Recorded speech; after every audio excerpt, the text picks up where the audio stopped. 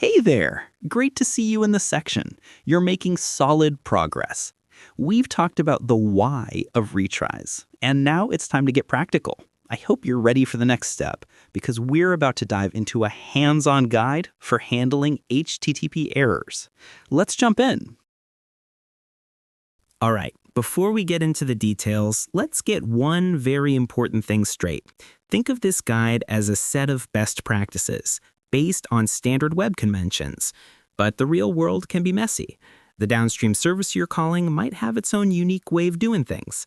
So always treat the API's documentation as your ultimate source of truth. And if you're ever unsure, don't guess. Talk to your team lead or an architect. These are your starting instructions, not the final word. Okay, let's start with the easy ones, the green lights. When you see errors like connectivity, service unavailable, or a gateway timeout, it's almost always a sign of a temporary network blip or a server that's just too busy at that exact moment. These are perfect candidates for a simple, immediate retry. The problem is very likely to fix itself in a few moments.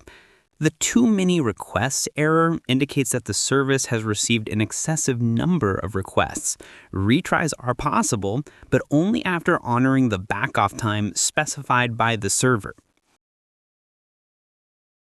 Now for the tricky ones.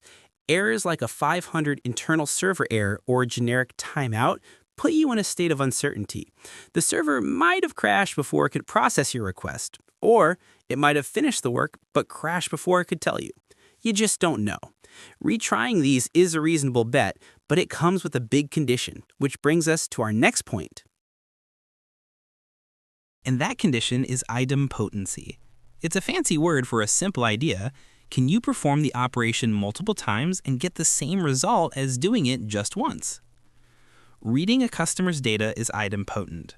Creating a new payment is not. If you retry a create payment request that timed out, you might accidentally charge the customer twice.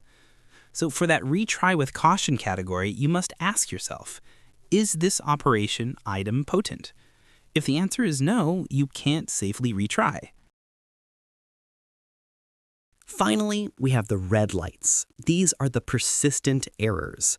Think of a 404 not found or a 400 bad request. The server is clearly telling you that your request is wrong. No amount of retrying is going to fix a bad URL or an invalid customer ID. Retrying these just adds pointless traffic and noise to the system. The only solution is to fix the original request. And that's a wrap on our guide to HTTP errors. Fantastic work getting through that.